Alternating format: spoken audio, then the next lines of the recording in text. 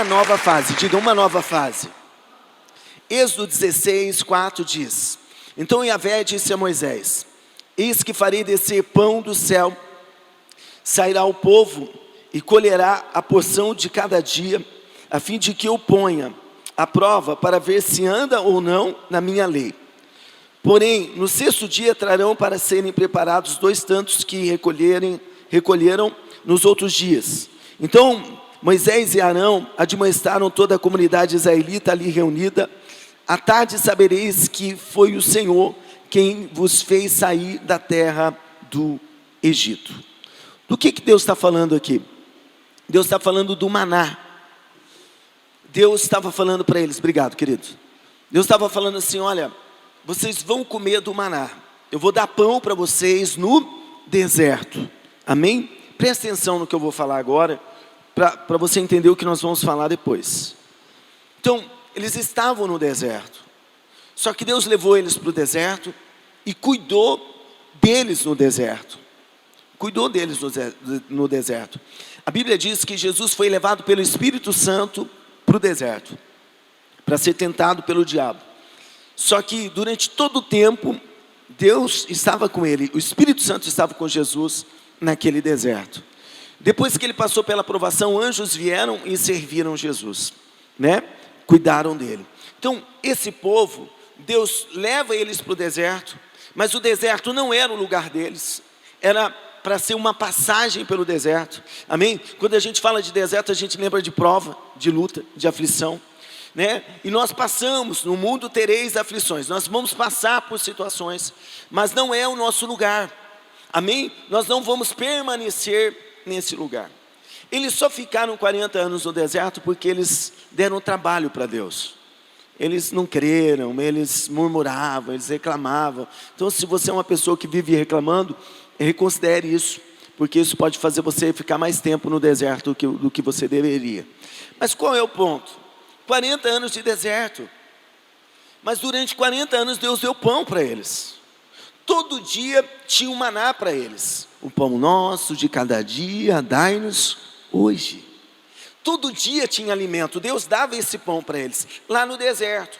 Eles não tinham que fazer o pão, estava pronto. Eles iam lá e colhiam um tanto que cada família precisava, né? Para aquele dia, para aquele momento, porque no outro dia teria também. Quando era o sexto dia, pegava para 2 porções, porque no sábado eles não iriam lá buscar, o sábado era do Senhor, então eles já tinham lá guardado, porque Deus falou para guardar. Quando eles guardavam, quando Deus falava para não guardar, estragava, porque eles deviam confiar em Deus. 40 anos foi assim. Pensa, você todo dia não precisa fazer comida, as irmãs aí, dá uma glória a Deus. Está pronta, Deus, né, preparou para você, né? Então eles viveram essa provisão. E quando que acabou essa provisão? É aqui que eu preciso da sua atenção. Quando que Deus não deu mais o maná? Quando que Deus não preparou para eles o pão mais? Quando? Porque em algum momento a gente tem que mudar de fase. É isso que a gente tem que ter maturidade. Eu preciso que você venha. Deus tem uma palavra específica para cada igreja. E eu entendo que essa palavra que a gente vai tratar hoje é para a nossa igreja, é para Ribeirão do Pinhal, sabe, é para a nossa região. Para que a nossa mente seja renovada e a gente possa experimentar a boa, perfeita e agradável vontade de Deus. É muito bom ser cuidado. É muito bom acordar pela manhã e ter lá o pão, ter o maná. É muito bom. Só que tem um momento, querido, que esse tipo de provisão, ela acaba. Credo, pastor, ela acaba. Quem aqui que nunca recebeu uma cesta básica? Eu já recebi, Marcelo. Não vou falar que eu recebi, eu já precisei. Eu já precisei. Deus usou pessoas como anjo para ir lá na porta da minha casa levar. Quem aqui que alguém um dia não pagou, quem sabe, a sua luz? Eu lembro de um pastor que foi meu pastor, que interagiu comigo em uma situação dessa, lá em Curitiba. Eu entrei no escritório, ele pegou e pagou todos os talão para me ajudar. Quem que nunca ganhou uma roupa e ficou feliz? Uau, eu ganhei uma roupa. Eu ganhei um sapato. Né? Alguém que de repente não intercedeu por você para abrir uma porta de emprego? E foi lá e, olha, contrata ele. Sabe? E aquilo ali foi maná, aquilo ali foi provisão. Aquilo ali foi, sabe, o cuidado do Senhor. E eu não estou falando que o cuidado de Deus acaba, mas a forma com que Deus cuida de nós vai mudando. Vai mudando. Chegou um tempo que acabou o maná. E Deus não perdeu a força. Deus não desamparou, mas aquele tipo de provisão para Israel cessou. A palavra fala em Josué, capítulo 5, verso 11, diz: no dia seguinte à Páscoa, comeram dos produtos daquela terra, pães sem fermento e grãos de trigo tostados. No dia seguinte da Páscoa, eles tinham entrado na terra prometida, amém? Eles atravessaram o Jordão e entraram na terra prometida. Era o destino deles.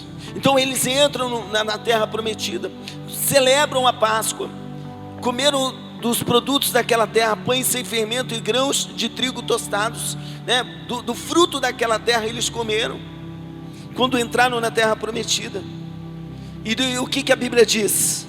Ao comerem o fruto da nova terra, no dia seguinte cessou o maná de cair do céu, e os filhos de Israel nunca mais tiveram maná. Diga, nunca mais tiveram maná. Todavia, deste ano em diante, começaram a se alimentar dos frutos da terra de Canaã. Aleluia. Nunca mais. Credo, pastor, misericórdia. Meu irmão, nós temos que entender as estações na nossa vida. Ah, pastor, mas já me ajudaram com a cesta, mas você vai viver o resto da vida desse jeito? Porque nós temos um governo que quer inserir isso na mente das pessoas, porque isso gera poder sobre pessoas. Quando você depende só de uma pessoa, ela tem poder sobre a tua vida, é assim ou não é? Ela acaba tendo influência sobre a sua vida. E Deus quer que nós dependamos dele. Então acaba o maná, nunca mais comer o maná. E a gente tem que ser grato pelo maná, grato pela cesta, grato pela ajuda, grato porque alguém pagou uma conta para nós, grato porque alguém deu carona para nós, nos carregou, nos ajudou. Mas quando chegar o tempo que falar assim, você nunca mais vai precisar ganhar uma cesta, você nunca mais vai precisar que alguém pague para você, você nunca mais vai precisar de uma carona, você nunca mais, vai ficar dependendo de assistências do governo. Quando chegar esse tempo, você tem que entender e abraçar, porque não era ruim o que Deus estava estabelecendo. Agora eles iam comer do fruto da terra, eles iam comer de árvores que eles não plantaram, isso é graça. Eles iriam morar em casas que eles não construíram, isso é graça. É um novo tempo, uma nova estação na vida deles. Está entendendo? Uma nova estação. Aleluia. Deus é um Deus que supre necessidades. Filipenses 4,19 diz: mas o meu Deus suprirá todas as vossas necessidades, em conformidade com as suas gloriosas riquezas em Cristo Jesus. Ele vai suprindo para cada dia. Se Ele precisar usar alguém para liberar algo, Ele usa. Mas nós não vamos viver, nessa dependência. Nós vamos depender do Senhor, né? Ele suprirá todas as vossas necessidades. Há um testemunho pessoal, que quando eu trabalhava vendendo TV a cabo, internet em Curitiba, a Claro, o pessoal estabelecia metas para nós. Quem trabalha com vendas sabe, existem metas. E o supervisor falava: vocês têm que vender planos de TV, plano tal. E daí eu batia de porta em porta oferecendo. e nós orávamos, Deus abençoe esse dia e tudo. E daí eu falava, Deus, hoje eu tenho que vender 2 planos de TV. Deus, eu tenho que vender tanto. E eu lembro que às vezes eu batia várias portas, ninguém pegava, e eu deixava um folheto com o meu telefone. Quando eu estava no ônibus indo para casa, alguém mandava uma mensagem para mim perguntando: você que é o vendedor da Claro? Sim. Você tem plano de TV, você tem isso, você tem aquilo. E Deus supria aquilo que eu precisava para aquele dia. Deus atendia, e Deus é esse Deus que atende, que supre as nossas necessidades. Amém, pessoal? Que supre, que nos ajuda. Quando a nossa igreja estava aqui tudo sem pintura, o Senhor me fez lembrar ontem, estava as paredes cruas, né? Só rebocada, o chão concreto, e nós passamos uma tinta para o lado de fora, mas nós não tínhamos recursos para fazer o que você vê aqui dentro. Naqueles dias não tinha recursos. E o que Deus fez? Deus trouxe uma família aqui na igreja, uma jovem primeiro, a filha olhou para a igreja e falou assim: se o meu pai vier nessa igreja, o meu pai pinta essa igreja. Vai vendo, uma adolescente. Tem gente que quem é de Deus, querido, é maravilhoso. Olha o pensamento de uma adolescente. Olhou para o prédio, tudo sem pintar. Se o meu pai vir aqui, meu pai pinta essa igreja. E o pai dela veio. E quando o Cleito veio, eu lembro que eles sentaram por aqui. No final, veio falar comigo. Falou: pastor, faz o orçamento para pintar essa igreja. Eu falei: eu já tenho o orçamento. Me manda amanhã, porque eu vou ver os produtos para pintar essa igreja. Ele me perguntou no telefone: quanto que a igreja tem? Eu falei: não tem. Daí Deus falou com ele falou assim: eu vou doar toda a tinta, toda a massa corrida para pintar essa igreja. Fiquei muito feliz pela provisão, do jeito que ele falou, ele cumpriu, ele trouxe, o trabalho foi feito. E eu pensei que aquela família ia ficar com a gente. Falei: uau, chegou alguém na casa que vai somar comigo. E eles foram embora. Mas quando eles foram embora, eles ficaram meses. Quando eles foram embora, eu entendi que Deus trouxe eles para aquilo ali, para um propósito. Não, Deus trouxe eles aqui para pintar. Porque tem gente, querido, que dá fruto. Onde ele vai, ele dá fruto. Tem gente que não dá fruto em lugar nenhum, né? Mas esse tipo de árvore o próprio Deus corta e lança no fogo. Mas tem gente que onde vai dar fruto, ficou pouco tempo e frutificou. E daí eu entendi: não, Deus trouxe ele para suprir a necessidade da casa. Nós temos um coração grato àquela família, né, pela vida deles. Mas eu entendi o que Deus estava fazendo. Amém, pessoal? Deus fez dessa forma. Aleluia. No deserto eles precisavam do maná, mas na terra prometida já tinham tudo, né? Por que para algumas pessoas Deus não dá uma cesta hoje? Porque não faz sentido. Não é, Marcelo? Porque você já está na terra prometida, você já está desfrutando de promessas, porque você já está numa nova fase da sua vida. Está entendendo? Uma nova fase. Eu tenho que entender as estações, o tempo de receber. Diga: tempo de receber. Não, fala comigo, diga: tempo de receber. Diga: existe o tempo de desfrutar, e existe o tempo de compartilhar. Mas, querido, tem gente que não entende isso não. A palavra diz em Provérbios 30, verso 15, na parte A: a sanguessuga tem 2 filhas que se chamam me dá e me dá.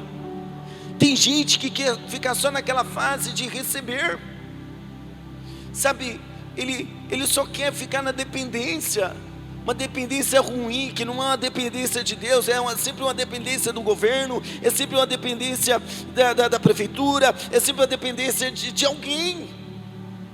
Me dá e me dá, nunca se farta, e nós não podemos ser assim. Tem a fase de receber ali, tem, mas você não vai morrer nesse deserto. Deus vai te levar para a terra prometida. Na terra prometida você vai comer do fruto da terra, você vai desfrutar. Está entendendo? De um favor de Deus que sabe, não vai faltar para você. Amém, pessoal? Está entendendo o que eu estou falando? Não vai faltar. Está entendendo? Nós não podemos ficar nessa condição, ou sabe, naquela posicionamento de coitadinho. Eu já tive uma fase que as pessoas ficavam com dó. Coitado do Cássio, vamos ajudar o Cássio. Eu lembro, né, que a gente passou por lugares que foi difícil. Santo Antônio da Platina para nós foi muito difícil. Foram 3 anos que a gente ficou. Teve dias que a gente ficou sem água, que a gente ficou sem luz, que a gente ficou sem gás, que a gente ficou sem comida. Está entendendo? E precisando do maná. E que amigos, não, vamos ajudar o Cássio. Vamos ajudar o Cássio. Mas irmão, o resto da vida, não, né? Diga não. Não. Isso não é orgulho, querido. Isso é uma questão de honra. É uma questão de honra. A gente ir para uma nova fase. Marcos 10, verso 46, fala sobre Bartimeu. Chegaram, pois, a Jericó. Quando Jesus e seus discípulos e mais uma grande multidão estavam deixando a cidade, o filho de Timeu, chamado Bartimeu, que era cego, estava sentado à beira do caminho pedindo esmolas. Assim que ouviu que era Jesus de Nazaré, começou a gritar: Jesus, filho de Davi, tem misericórdia de mim. Muitos o advertiam severamente para que se calasse. Contudo, ele gritava ainda mais: Filho de Davi, tem compaixão de mim. Foi então que Jesus parou e pediu: chamai-o. E assim foram chamar o cego. Ânimo, homem, levanta-te, ele te chama. Jogando sua capa para o lado, de um só salto, colocou-se em pé e foi ao encontro de Jesus. Indagou-lhe Jesus: que queres que eu te faça? Rogou-lhe o cego: Rabone, que eu volte a enxergar. E Jesus lhe ordenou: vai em frente, a tua fé te salvou. No mesmo instante o homem recuperou a visão e passou a seguir a Jesus pelo caminho. Bartimeu vivia de esmola, cego, necessitado na beira do caminho. Quando ele ouve que Jesus está naquela região perto dele, ele começa a gritar, porque ele entende que Jesus podia mudar a situação da vida dele. Querido, Jesus pode mudar todas as áreas da nossa vida, amém? Jesus pode destravar o que está travado, Jesus pode abrir portas, Jesus pode operar milagre, Jesus pode mudar a nossa história, e Ele quer fazer tudo isso em nome de Jesus. E ele entende isso, então ele começa a gritar, e alguns religiosos falaram assim: para de gritar, para, você está, para. E ele gritava mais alto. Quem manda você parar não quer te ajudar. Não pode, se pode não quer, você tem que continuar clamando. Então ele clama até Jesus falar assim: manda chamar ele. Quando Jesus manda chamar o Bartimeu, ele entendeu que a vida dele mudou. Ele entendeu que agora era uma nova estação. Olha, ele nem viu Jesus ali, né? Era cego, não falou com ele, só ficou sabendo: ele te chama. Ele pega a capa e joga a capa, e é conduzido até Jesus. O que significa isso? A capa representava tudo que Bartimeu tinha, incluindo sua licença para mendigar. Ao deixá-la, ele mostrou que não queria mais aquela vida. Ele deixa aquela capa: não, agora não faz mais sentido essa capa. Agora eu não vou ser mais mendigo. Agora eu não vou ficar mais na beira do caminho dependendo dos outros. Agora eu vou seguir Jesus, eu vou viver uma nova história. Querido, nós temos que se libertar de algumas coisas. A gente, sabe, esse homem aqui, ninguém falou nada, foi uma ação dele, uma atitude dele. Chega de mendigar, chega de ficar na beira do caminho, chega de ser um coitadinho, chega. Agora tem gente que se acostuma, tem gente que se acostuma com a enfermidade. Eu já disse aqui, tem gente que pede oração, eu acabo de orar, a pessoa fala: pastor, faz 20 anos que eu tenho essa dor. Já virou um de estimação. Está entendendo? Tem gente que não quer um salário melhor, sabe por quê? Alguém chuta? Não, você não fala não, que isso é da minha casa. Deixa os outros falar. Tem gente que não quer um salário melhor. Sabe por quê? Alguém? Sabe por quê, Marcelo? Vai perder o benefício. Não, porque se eu ganhar 3 mil reais por mês, eu perco o benefício. Olha que pensamento. Quer continuar mendigando, quer continuar na beira do caminho. Tem gente, sabe, eu já ouvi de empresário aqui na cidade, de gente desempregado, que ofereceu emprego. Eu vou te registrar. Não, misericórdia. Não, por que não? Eu vou perder os 600 reais. Isso é um pensamento errado, sabe, equivocado. O Bartimeu, quando Jesus chamou, ele jogou a capa. Quando ele chega diante de Jesus, o que você quer? Ele sabia que Jesus ia mudar a vida dele. Eu quero voltar a enxergar, eu quero ver. E Jesus liberou a visão dele, Jesus liberou o milagre. E agora ele não volta para onde ele estava, ele vai andar com Jesus, ele vai para um novo nível.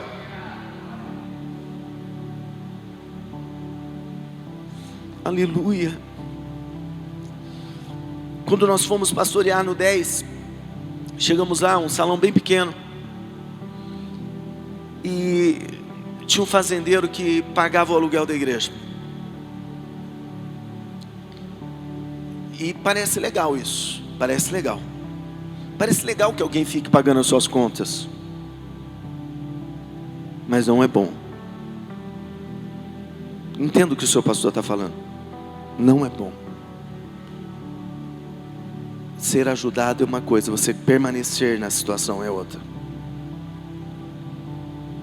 O fazendeiro pagava o aluguel da igreja, e Deus nos deu a direção de pegar um prédio maior do lado, um valor maior também. Quando nós fomos na direção que Deus deu, uma mulher que ia na igreja olhou para mim e falou assim: o fazendeiro tal não vai pagar o aluguel daquele prédio.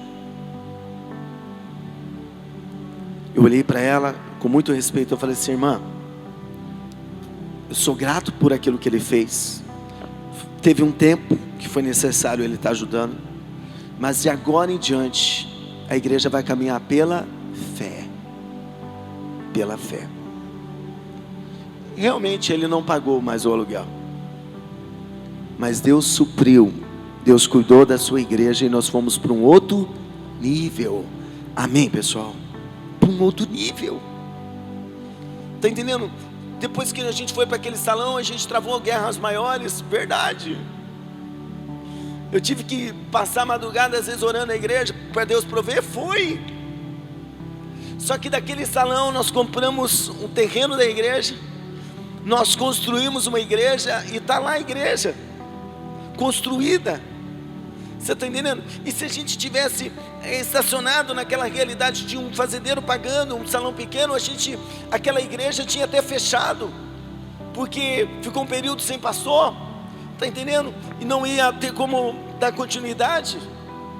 Deus quer nos levar para a terra prometida. Deus quer nos levar para uma realidade de graça, de promessas se cumprindo na nossa vida. Aleluia. Existe um tempo, querido, que é um tempo de conquista, que não é mais aquele tempo de ficar lá no deserto esperando o maná, mas é um tempo de você entrar na terra e possuir tudo que Deus tem para a sua vida. Você quer isso? Não, pastor, eu não quero. Eu quero o bolsa. Sangue de Jesus tem poder. Irmão, se levanta. Deus tem para nós. Há um tempo de conquista. Josué 6, o capítulo seguinte, nós vemos Deus levando aquele povo agora para vencer, para conquistar Jericó. Os portões de Jericó estavam muito bem trancados, a fim de que os israelitas não pudessem invadir a cidade. Ninguém podia entrar nem sair da fortaleza. Então Yahvé falou a Josué: vê, entrego nas suas mãos Jericó, seu rei e seus homens de guerra.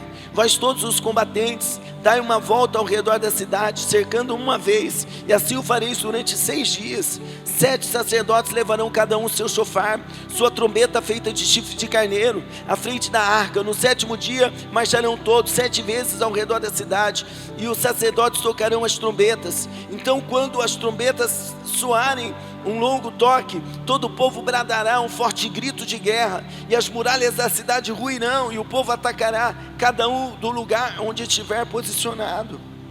Conquistar é algo desafiador, significa ir para uma nova fase, um novo nível. Isso assusta a gente às vezes. Querido, a gente toma decisões, nós damos passos. Se eu falar que a gente não fica temeroso, às vezes nós ficamos, né? Poxa, como que eu começo uma obra para pagar 70 mil de mão de obra? E daí você olha para o caixa, Mateus, cadê o dinheiro? Está entendendo? Cadê o recurso? Mas, sabe, Deus nos chama para conquista, para sair do acomodismo. E aquele povo, para conquistar Jericó, tinha uma grande muralha em volta de Jericó. Carros passavam em cima daquela muralha, tinha casa em cima daquela muralha. Jericó era muito bem protegida, existiam inimigos dentro de Jericó. E conquistar como? Porque é o que a gente se pergunta às vezes: como que eu vou ir para um novo nível, pastor? Como que eu vou conquistar? Como que eu vou avançar? Eu não tenho recursos, eu não tenho condições. Olha, tem uma muralha, tem dificuldades. Olha, recursos que eu não tenho, números que eu não conheço. Sempre que a gente for para um novo nível, a gente vai lidar com coisas que a gente não lidou ainda. Mas eu preciso entender como que eu venço, como que eu vou para esse nível. Quando Deus falou que eles iam conquistar Jericó, Deus não deixou eles sozinhos. E a muralha? Deus deu uma estratégia para eles. Deus falou assim, 6 dias vocês vão dar uma volta, cada dia, em torno da muralha. No 7º dia, vocês vão dar 7 voltas. Pastor, eles vão passar com martelo, marreta, quebrando a muralha? Não. Eles só precisavam se colocar em fé. A Bíblia diz assim: o meu justo viverá pela fé. É pela fé, querido. Tem gente que olha para nós e não entende a realidade que nós vivemos. Nós vivemos pela fé, nós caminhamos pela fé, nós avançamos pela fé, nós conquistamos pela fé. Deus disse: vai, e nós vamos. Deus falou para eles que eles iriam conquistar Jericó, e Deus falou como? Nesse posicionamento de fé: 6 dias uma volta, 7º dia 7 voltas, depois toca a trombeta, e as muralhas vão ruir, vão cair por terra, e vocês vão entrar na cidade. A nossa fé, querido, move montanhas. A nossa fé, ela derruba muralhas. Em fé, você precisa estar em fé. Como diz o meu querido pastor Joel Olsen, permaneça em fé e Deus te levará a lugares que você nunca sonhou, a lugares que você nunca imaginou. Porque quando a gente fala de conquista, dá a impressão que é um mérito nosso, mas não, é graça.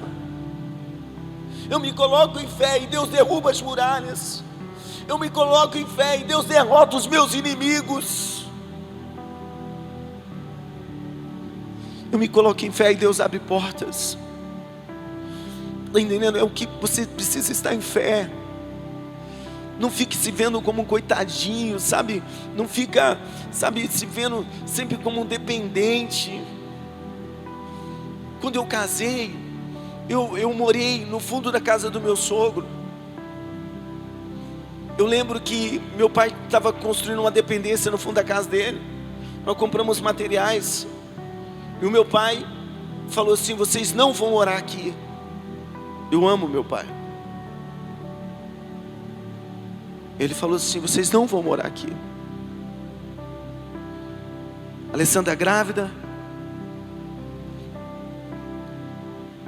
O meu sogro pegou uma casinha no fundo da casa dele lá, reformou ela. a minha sogra comprou todos os móveis e nós casamos e moramos lá no fundo. E eu sou grato. Nós passamos por essa fase. Mas chegou um tempo que nós fomos pastorear, que já não era mais para morar lá. E nós fomos para uma cidade de 3.000 habitantes viver pela fé. Depois fomos para Santo Antônio da Platina. Depois nós fomos para Congonhas.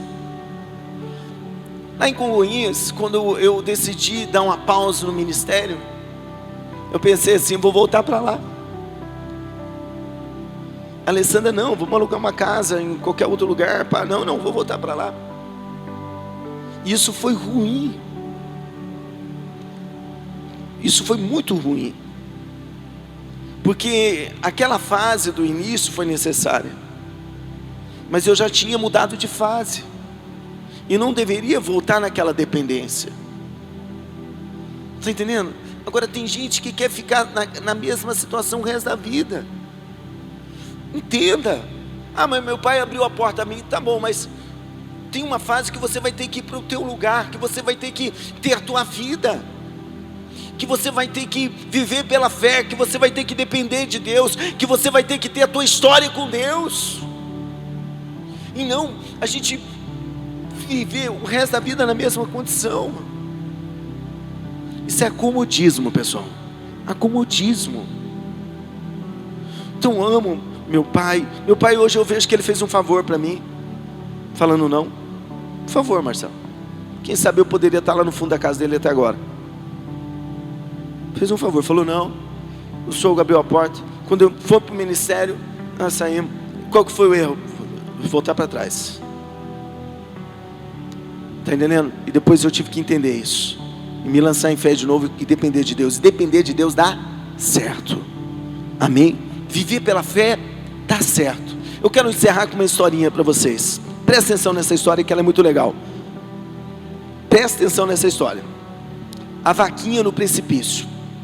Um sábio mestre e seu discípulo viajavam pelo campo quando encontraram um casebre extremamente pobre. Nele vivia uma família com 5 pessoas, pai, mãe e 3 filhos, que pareciam desnutridas, vestiam roupas sujas. Apesar da miséria, a família explicou que sobrevivia. Tem gente que se acostuma com a miséria, viu? Graças a uma única fonte de sustento. Qual que era a fonte de sustento da família? Uma vaquinha magra e cansada. Eles bebiam leite, faziam queijo e trocavam o restante por outros alimentos essenciais na cidade vizinha. Ao partir, o mestre ordenou ao discípulo que empurrasse a vaquinha para um precipício próximo, causando a morte do animal. O discípulo relutou, temendo que a família morresse de fome, mas obedeceu. Olha a situação. Eles tinham uma propriedade, uma casinha pobre, uma vida difícil, só que eles tinham a vaquinha magra que gerava algum leite. Então eles tomavam leite, vendia leite, fazia queijo, trocava com alguma coisa. Essa era a vida deles. Quando esse homem foi lá, falou assim para o empregado dele: empurra essa vaquinha no precipício. O empregado não, coitada da família. Coitada da família. Você vai tirar esse benefício dela? Mas ele obedeceu e matou a vaquinha daquela família. O primeiro pensamento é: não, a família morreu de fome, né? Tem umas vaquinhas na nossa vida que tem que morrer, irmão. Olha a história, que lição de vida. Anos depois, o discípulo, sentindo-se culpado, voltou ao local. No lugar da cabana pobre, ele encontrou uma casa bonita e um sítio próspero, com plantações e gado. Ao perguntar ao proprietário, o mesmo homem de antes, como prosperaram, ele ouviu: nós tínhamos uma vaquinha, mas um dia ela caiu no precipício e morreu. Para sobreviver, tivemos que fazer outras coisas, desenvolver habilidades que nem sabíamos que tínhamos. E foi assim, buscando novas soluções, que hoje estamos muito melhor que antes. Ó. Teve que morrer a vaquinha, para eles se levantar, se mover. Quantas portas Deus teve que fechar na nossa vida para a gente ir para um novo nível? Eu tenho gente aqui que eu conheço a história um pouquinho. Porta que fechou para você ir para o nível, para você estar bem como você está agora. Porque se não fechasse, se a vaquinha não morresse, você estava no mesmo lugar. Quando eu casei, no sábado, na segunda-feira eu cheguei na mercearia que eu trabalhava, o patrão mandou eu embora, porque ele alegou que eu não fui trabalhar no sábado. Fiquei triste na hora, um pouco frustrado, mas graças a Deus ele me mandou embora. Aquela mercearia não existe mais. Eu conheci muita gente boa pelo caminho, tive salários melhores no caminho. A minha vida seguiu e aquele lugar nem existe mais. Querido, às vezes o que falta para algumas pessoas é essa vaquinha morrer. É alguma porta se fechar para a pessoa se levantar e viver o que Deus tem. Comer do fruto da terra, desfrutar da graça de Deus, do favor de Deus. Amém? Que você possa ter esse coração. Amém? Há um lugar de prosperidade, há um lugar de conquista, né? Vamos fazer como Bartimeu, vamos lançar a capa, né? A capa que marca uma vida de necessidade para fora, e vamos viver um novo tempo na nossa vida, em nome de Jesus. Amém? Você recebe essa palavra?